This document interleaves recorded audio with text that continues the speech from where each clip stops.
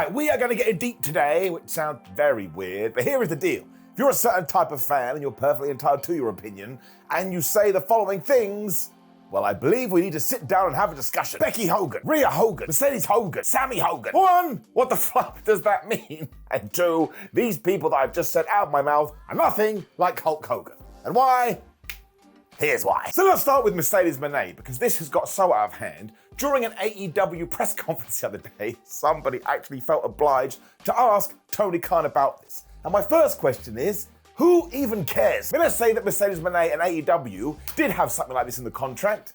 All right, okay, that is up for both Mercedes and All Elite Wrestling to decide when they are trying to negotiate a deal. I mean, judge the TV as much as you want, but don't judge it on things you've made up in your head. Judge it on what you're actually seeing with your seeing devices. If nothing else, we're just basing it on insane rumors somebody threw out there on the internet. But also, I can say with 99.9% certainty, no, Mercedes Moné does not have creative control, and in fact, if I were to hazard a guess, nobody, not one wrestler who is wrestling right now, has it in their deal. Now, of course, I'm sure there are suggestions, but it would not work if it was in ink. And once again, do you want to know why? Because Hulk Hogan did have this, and what was the end result? Absolute chaos. Like Dr. Robotnik had flown in. I mean, do you really think Moné has turned up at AEW Dynamite and gone, that doesn't work for me, brother? It absolutely would have leaked by now, because somebody backstage would have heard about this who had actual some authority and was pissed off and would have gone, man, I am going to put that out there in the dirt sheets, because I'm sorry,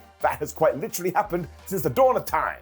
Not the dawn of the dawn of the internet time. As soon as the internet was important in the world of sports entertainment, people were leaking.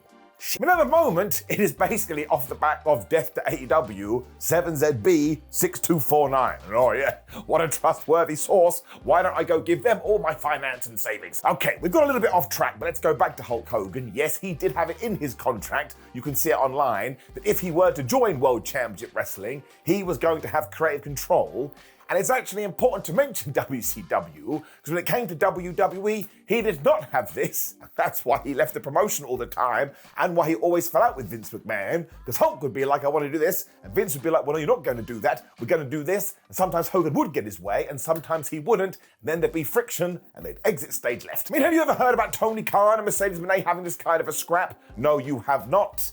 So let's just go through some of these incidences, which most definitely happened. 1, Hulk Hogan stopped Sting from winning the WCW title at Starrcade 97 after a 1-year storyline and build, because he didn't think Sting looked tanned enough. You're going to have to research this to get more information, but I promise you it's ridiculous, especially from a fan's point of view. And Mr. Hogan even went to referee Nick Patrick and went, don't do a fast count, brother, even though there was meant to be a fast count, which is why Bret Hart came to the ring to say, well, we've got to restart the match. And this is why everyone was so confused, why it was 2 + 2 = potato. They were like, why does the Hitman care? It was a perfectly normal 1, 2, 3, but it wasn't meant to be because of Double H. Number 2, Hulk Hogan lost the WCW title to Bill Goldberg in the Georgia Dome because he knew that Turner executives were there and he wanted to make sure everybody knew I'm what all the noise is about. He then also told WCW he had to be the guy to beat it off Bill Goldberg, which would have meant that he ended Bill Goldberg's streak when instead Kevin Nash did this. And we got the finger poke of doom.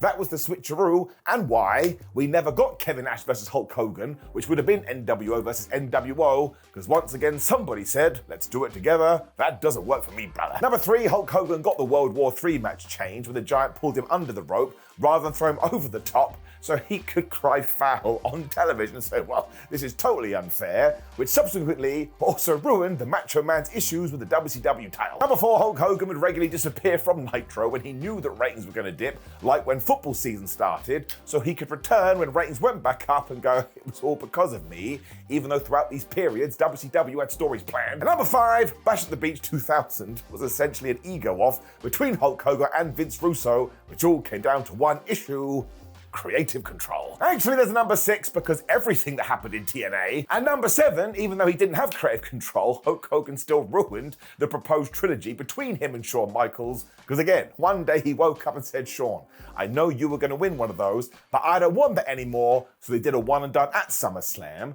I mean, why do you think HBK bumped his ass off during that thing like he's a clown? He was sending a message to Hulk Hogan. And also, it's very, very funny, and I don't blame him at all. And we could go on, but I'll leave it there. But how can you hear all of these things and think that compares to somebody like Rhea Ripley? Have you seen Rhea Ripley? If you were booking a wrestling promotion, would you go, oh man, she should be somebody that loses all the time? Or would you go, oh my gosh, we've got a popular badass on our hands. I think she should probably run through a few people and get a bunch of wins and more often than not be a champion. I believe it's also called, I don't know what that was, a top star. I mean, let's just use the word of the day, which is aura. That doesn't come across your desk all of the time. And it's the same thing we did with the Roman Reigns, the same thing we did with the John Cena, the same thing we did with the Rock, the same thing we did with the Stone Cold Steve Austin. It's nothing new, and it's just people ignoring the obvious. If somebody walks in and you think they're a star, you go out of your way to protect them. That's just the wrestling business. And you can hate it, but once again, it's not a surprise. And sure, sometimes that does go too far, an example being that John Cena should have lost to the Nexus, but look at all the praise we are putting onto John's shoulders now, which he's totally earned. Most people call him the GOAT,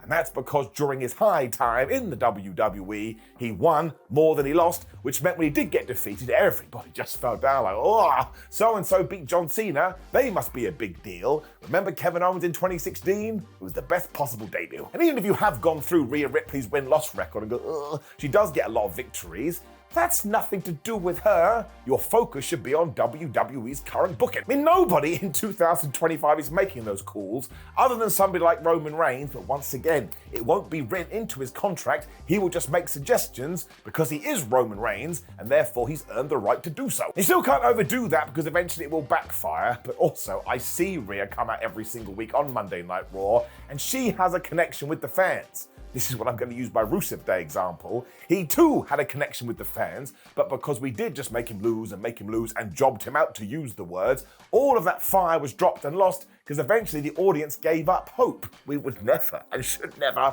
do that with Rhea Ripley. I mean, step outside the wrestling bubble for just 1 second. She's a massive star there too. I mean, imagine if Stone Cold had lost all the time. Nobody would be going, oh my gosh, he's the bionic redneck or the rattlesnake. They'd be going, what a loser, because he loses. And I'm sorry, I've seen her and I've seen what she does and I've seen her in-ring work. Rhea Ripley ain't no loser. So right, like all of a sudden that she is in control of her booking, well, I don't want to be that guy, but it's a little bit insulting. It is exactly the same with Mercedes Moné, who has been a mega star for a while now. So essentially all you're seeing on your television set is the benefit of all of that. I mean, imagine the bill to AEW All In 2025 if she had just lost. The whole jeopardy of that match between Toni Storm and Mercedes was like, wait a minute, Toni Storm never gets pinned and Mercedes never gets pinned. They also both have world championships or title belts. What the flub is going to happen? If either of them had come in like a lame duck, it wouldn't have felt like an all-star match. It would have felt, well, not like a dud, because they are massive names, but it would not have had the same heat. It is even more insane with Becky Lynch,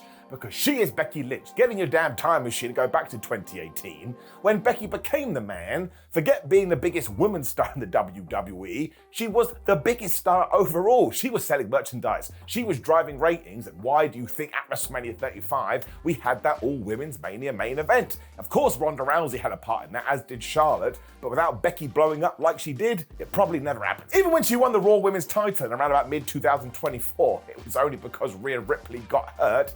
And who else were you going to put it on? Especially because Becky gave credibility to the belt, and she then lost it to Liv Morgan. And what happened there? Dominic Mysterio helped Liv, and all of a sudden those two were a couple. So the fact that it was Lynch that did have it, lit a fire under their ass, and I'm sorry, Liv and Dommy boy, they basically had an amazing run that went 18 months. So we have just achieved loads here, meaning somebody made the right call. And wait a minute, both Rhea and Becky were involved here. So how does that work? If they're both got creative control, whose creative control do you go with? You're lucky I didn't just fall down, because we entered a paradox. The Sami Zayn one I will never get over because it actually is totally dumb.